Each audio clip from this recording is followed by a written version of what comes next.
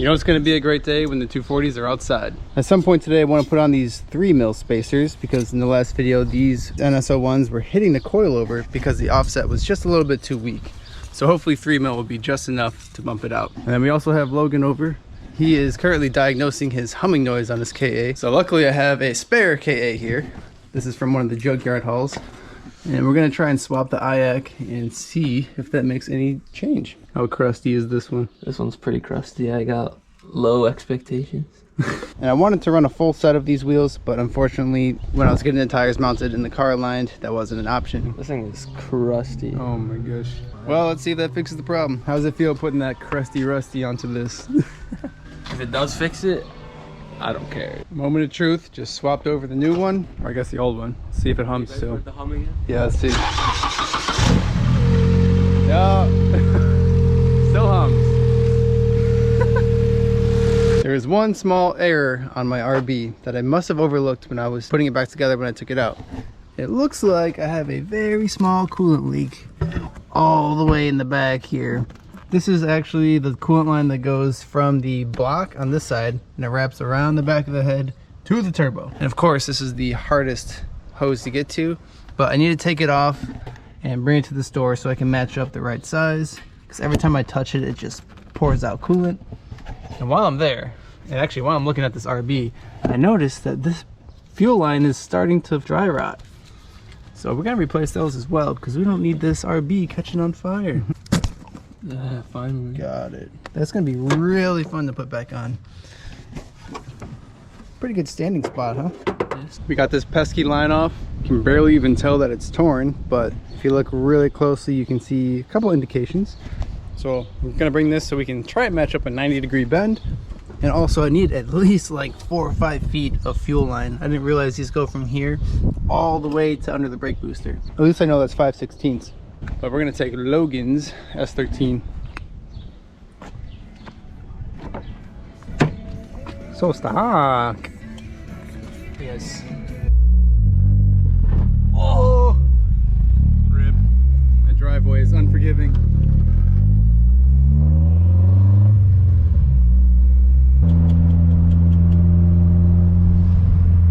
Before we start messing around with these fuel lines, let's figure out this coolant line situation. So this was the clamp that I had to bust off in order to get the rest of the hose off.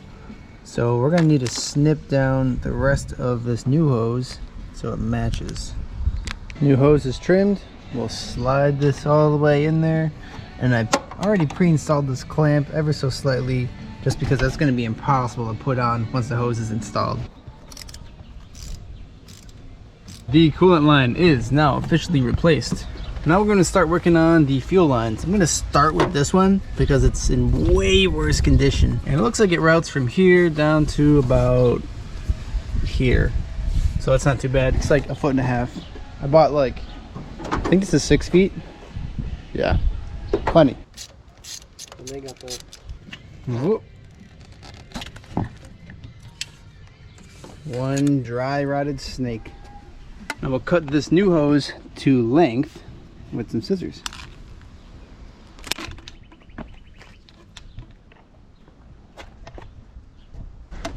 All right, new hose is on. I cannot forget to put this back on. It makes the biggest difference on the RB, I swear. This thing just kind of slides in there. And actually, I just remembered while we're doing this, I need to replace this hose. It's like rock hard. It's supposed to be rubber, so I ordered a new OEM one. Get that slapped down there. Much better. Now, I cannot forget to top off the coolant since we just lost a whole bunch while replacing that coolant line. And that doesn't look too low, but I'm sure it definitely needs some. Let's top her off real quick. At this point, I need to move the car into the garage, start looking over the suspension, and I also want to switch the wheels around, put these in the front and put those in the back. Battery's dead. Oh man. This brings us to today's video sponsor. Pump Out Jump Pack. This battery jump pack comes in this really nice case, and on the inside we have our jumper leads, cigarette lighter adapter, pretty cool, never actually seen one of these before, and the jump pack itself. It's also got a flashlight on it. Well, let's get this 240 started up. Take off the rubber grommet here, and the leads only fit in one way, so you can't mess that up. So we got a green flashing light. That means the leads are connected, but they're not connected to a battery. Red side goes to positive, black side goes to negative. And now we have a solid green light. That means that the jump pack is ready to be used. All right, let's start this thing up.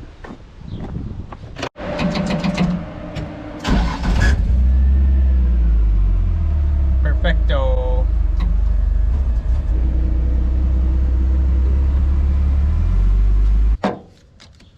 This is definitely a handy tool to have in your car, especially if you're going on road trips or if you have winters like we do here in the Midwest. Car batteries do not like to last through the winter. They always seem to go out at the very worst time. But this Hum Power jump pack can save you a bunch of time and maybe even some money. I'll leave the link below so you guys can check it out.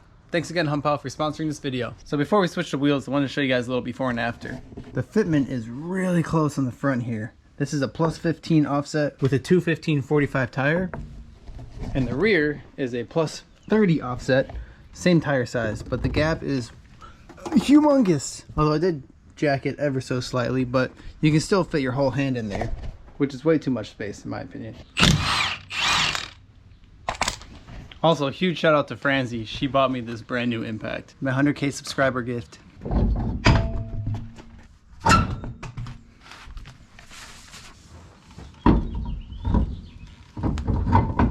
I'm hoping that this 3mm spacer is enough to clear the wheel to the coilover. Let's see. I also didn't realize how much longer these studs are. I thought they were a lot more shallow. So I guess I could actually put a higher spacer on there if I needed to. Well, that's a good sign.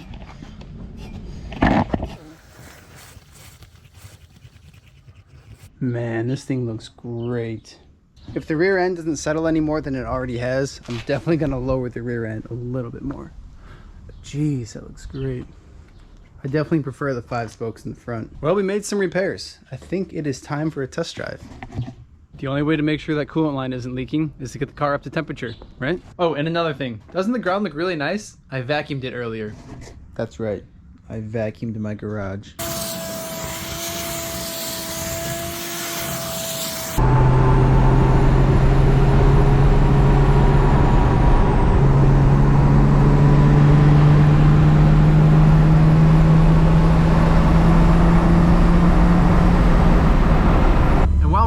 Test drive. I'm gonna go get some tires mounted.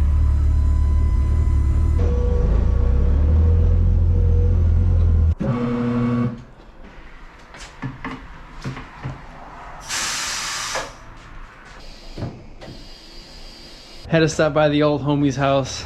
Thanks again, Andrew, for helping me mount these. No problem. Tell me a little bit about this. What we got going on here? I repainted it. There's a 1J in it. And it's a 1J Skyline? Yeah. What? It's no big deal. No big deal? Come on, man. This thing is sick. Thanks, dude. Wow.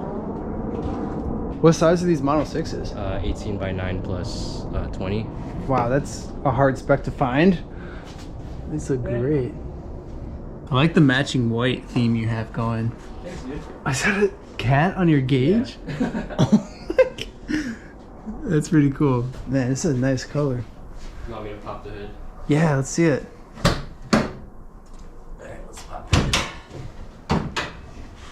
It's okay. It's nothing crazy. Nothing crazy, he says.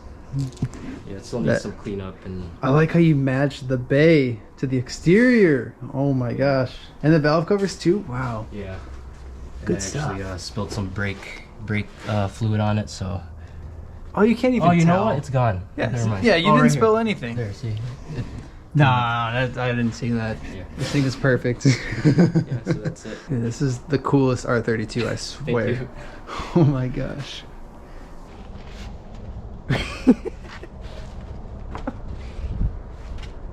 Another successful night out.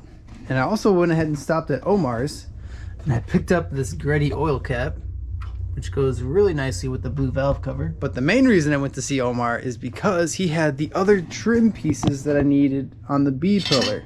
This piece in particular. And you really need this part in order to mount the rest of the trim. And I'm very eager to mount all of this trim. That'll help clean up this B pillar so much. This looks horrible like this, you know? But we should also take a look at our coolant line to make sure it's not leaking. I did peep at it real quick at Omars. I didn't notice any coolant, but now that we're in the garage, we can take another look. And it looks good. Job well done. Fuel lines look good too, no leaks. I did check that before I left though. You always want to check fuel lines. That's probably the most important thing to look over. When mounting these little B-pillar trim pieces, it actually takes self-tapping screws, strangely enough, from the factory. Now luckily when I stripped that black 240 hatch in the junkyard, I grabbed a whole bunch of hardware from it. And the VIN plate too. Can never collect too many of these. I'm just hoping I grabbed enough of these. It's so strange that they're self-tapping and they have a flush Phillips head. I may not be able to fill every screw hole, but I definitely have enough to work with. And I already grabbed 2 off of Logan's car to mount this A-pillar trim. When all of the hardware holes line up, 1, 2, 3. Oh man, that's so satisfying. Might as well add a few more screws to this A-pillar trim. All 3 lined up on this side as well. Ah, man, that's so satisfying. It really shows how well everything fit on the car. The next step is mounting the A-pillar, B-pillar rubbers. These 2 inside ones are the original to the car. The outer 2 are from the junkyard 240, just like everything else. Now these 2 are for the right side, and they have more clips on the original than they do from the junkyard one. The left side has no clips on the original, and has all the clips on the junkyard one. So we use the junkyard one on this side, and the original on the other. And oh boy, these are really fun to install. You basically have to mash this rubber in between the inner and the outer portion of this little rail, and all along the A-pillar too. Oh hey, there's another clip that's in this new A-pillar. That's crazy to think, new A-pillar. So I can actually use this for some of the missing ones on the other side. This is on here really nicely. I haven't even pushed these clips in and it already lines up perfectly. Oh yeah. So satisfying. And it's way easier to do this with the B-pillar trim off. Otherwise you're trying to mash it under there as well. All right, let's put the B-pillar trim on now. This says L. Oh, I didn't even notice there's a Nissan stamp on there. That's pretty neat. Left side, right side. Now these clips are probably the hardest to find. Not even Omar has these clips. And this is the best clip I have left, and it's actually cracked in half. And this one is just missing. Basically, how you install and take these off is you take off this bottom screw here, and then you slide it down.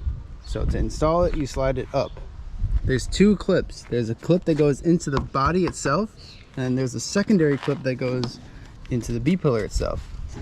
So it's plastic to plastic. And of course they're gonna deteriorate over time, and that's exactly what happened here. These are busted. We're gonna have to get by with just that one clip.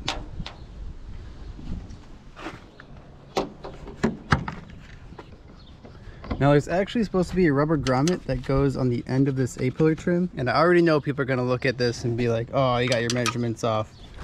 No, it's just missing a little piece. I think this side still has it. Yeah, see? Little rubber grommet. They always break off because they're so old and crusty. I wonder if my old trim has that piece. So that's a newer one. Aha, it does. It's like a little cap. I'm gonna actually glue this on because I don't want it to fly off. All right, as for the other B-pillar, this unfortunately does not have any clips. This one's busted, and this doesn't even have a clip in it anymore. I do have the screw, but I mean, it's just gonna fold down, you know? I might have to think about something temporary to hold this into place, because that's gonna look like garbage like that, you know? I'm digging through my bin of washers and plastic clips. I'm not finding any of those clips. I didn't think I would, but I had to check. But I did find a hood spacer, which is perfect because this actually needs it really bad. Put that on the to-do table. And also, before I forget, we're gonna just go ahead and put this on. Nice. All right, next, let's do this hood grommet. If I'm gonna be honest, I'm pretty sure this grommet is from an Integra. I put it at the lowest setting. We can always raise it from there, so we'll test that out first. No freaking way. First try. Love when that happens. All right, what else can we do? Do I want to try and put on these rear chrome johnnies so that it matches? What do we have to lose? Let's do it. I'm also gonna lower the rear just a tad bit more. Can never go too low, right? That is definitely gonna rub. Yeah, that's good. Chrome on chrome, what do we think? While we're letting the suspension settle, I figured I should throw on my glove box. And I don't know what fabric this is or what generation this came off of, but I've never seen another glove box pattern like this. I'm pretty sure this is a Sylvia pattern, and I love it. I think this actually came with my very first right-hand drive clip. What do you guys think? Do you guys know what this is from? Glove box? Check. Now this is not the original glove box. The original one exploded in the crash. I think I have bits and pieces of it still in my bin. Next thing I'm going to do, let's install this rear strut bar or strut brace, whatever you want to call it. Picked this up from Omar last night as well.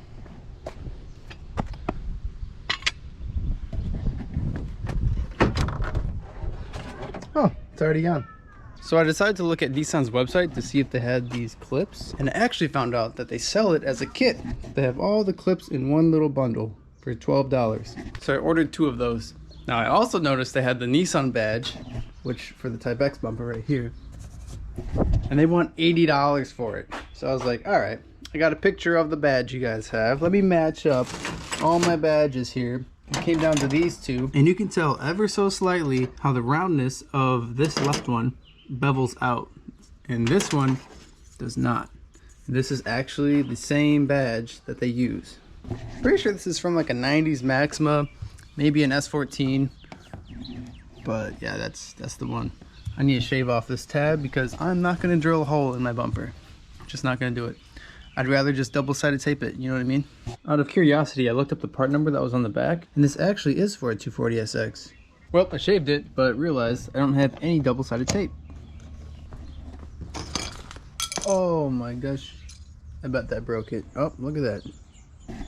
These things are so weak. 80 bucks. I think I want to start trying to put on the rest of this trim. This goes along the edges of the door right here. I'm gonna have to remember how this stuff goes. Oh, and it goes over here too. All the way. Well, the method I always found to work best is just throwing parts at the car. Loving that method works. And honestly, this is pretty funny to me. I knew that this trim piece was for this side because of how messed up it was right here. It's all warped. And that's where the A-pillar was bowed up, all crazy looking. Probably folded this and flexed it. Well, at this point, I might as well verify that the passenger seat still fits. Let me go grab that real quick. Except I don't remember where I put it. Although, oh, there it is right there. Fits perfectly. Really want to put this on temporarily. We'll figure something out. Kind of stinks that I can't wash the car, you know what I mean? Just want to hose her down and give her a nice scrub, but can't get wet. There's no seam sealer on it. So I guess we'll just clean it with window cleaner. Especially this trunk. I'm sitting out back outside for over a year. Not too bad for using Windex. We're out here cruising to Tuner Fest right now. Washing all the cars. Obviously this one can't get wet, so they're washing cars. We got Nate with his Skyline. And his wife with a Z.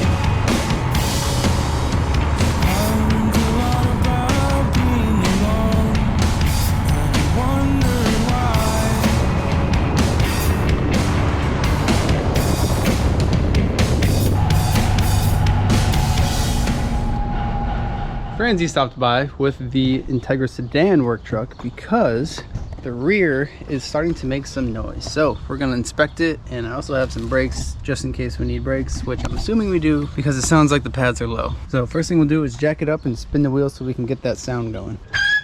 She's screaming. Now the car is on an incline, so I did put a wood block in the front, and the car is also in gear. Brake down. Let's give her a spin. Definitely making some type of noise. Guess we'll tear it apart and see what we're working with. Oh yeah, there's like no brake pad left. That'll do it. Huh. There's like 0 millimeters exactly left. Oh my gosh, I've never seen one so polished. It's like literally right before the metal. See the back one. Yep, right on the squeaker. You can see that it's shiny. Right on the squeaker. Take off the caliper bracket. We're gonna replace the rotor because it's pretty crusty already. This thing's only like 2 or 3 years old. I guess that's just the Midwest for you. So here's the caliper bracket. The main thing you want to check is that the slide pins are free, and in this case they are. So I greased them up real good. Then we're going to clean up the surfaces where the pads go, and we'll take off the rotor. Oh yeah, that's crusty. Before we start putting new parts on, we have to spin in the piston for this caliper. Most calipers you press in with a C-clamp or something, but in this case, when it has an integrated parking brake into the caliper, you have to spin them in manually. And I don't have the tool for that. I don't know where it went. It's probably in my other toolbox, but you can also use a screwdriver while pushing it in. Now we'll take our new rotor, and this is how I like to do it. They usually come in a bag, and I take off the bag and wrap it around my hand. Then you spray brake clean on it. Sometimes if you have too much rust buildup, you really do want to clean off the hub. Alright, now let's look at our new pads here. Sometimes they'll come with 2 squeakers, sometimes they'll only come with 1, sometimes they'll come with none. In this case we have 2. Now the squeaker always goes on the back side of the caliper. I can't tell you how many times I see people with calipers and they have the squeaker on the front and you can just see it. And how you would determine which one is you want it to be trailing. What I mean by that is the wheel spins this way, right? So you want the squeaker to be on top. On top, this one as the back pad. So we'll pair these up and we'll save these for the other side. And just as a reference, this is how thick the pad material is supposed to be. Now I did these brakes when I did the 5-lug swap, and that was about 3 or 4 years ago. And between Fran and I, we put about 80,000 miles on this car. I think this has worn out way too quickly, because on my right-hand drive Integra, I still have not done any brakes, front or rear, on that car. So what I suspect is that this e-brake is ever so slightly too tight, because we also never needed to touch the front. The fronts are still perfectly fine. And usually front brakes wear out faster than the rear brakes. So once we get everything put back together, we will readjust the parking brake. Get all the gunk cleaned off of these sliders. Before we move forward, it is always important to test fit your brake pads into the caliper bracket. And that is because a lot of times aftermarket brake pads will be too big and you'll have to actually grind down the edges. But in this case, we're good to go. I thought I had high temp grease here, but I don't. So I'm going to use anti-seize. I personally like to wait to put this on until it's on the car. That way it doesn't get everywhere while I'm mounting it. Now be careful not to get any of this on your rotor. I like to only put the grease where the pad actually contacts the shims.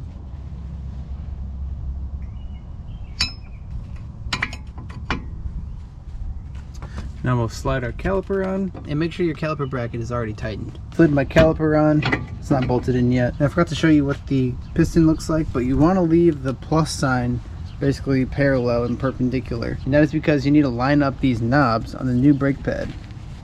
So if your caliper isn't fitting right, that's probably why. And it's usually only on the inner brake pad that it has these knobs on it. Now since we just replaced these brake pads, notice how much play there is in the caliper. This is obviously too much, but that is completely normal. Before you drive away, you want to pump the brake pedal. That will push that piston back out to where it needs to be. But if you forget to do that and you just start driving away and you hit the brake, it'll go straight to the floor. But this side is all done. That's all we need to do under the car. So I'll put this wheel back on and knock out the other side. Now that we have brand new brake pads and rotors, let's take a look at that e-brake. First thing we got to do before we forget is pump the brake. Went all the way to the floor. Only once though. One pump and we're good. Yes, I guess it does seem a little bit tight. All right, we gotta rip off the center console.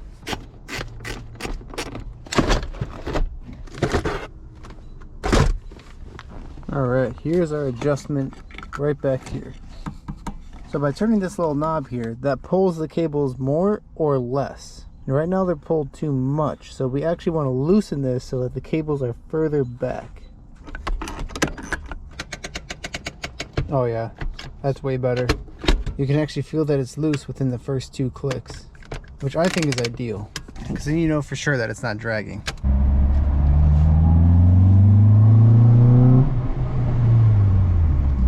The brakes work great. Alright, in neutral, on an incline. Holds it. I think we're good. Now you can't forget to log the repair. Date, mileage, what you did. Well, thanks for sticking around, guys. Don't forget to drop a like on the video, and I'll see you guys next time. Peace.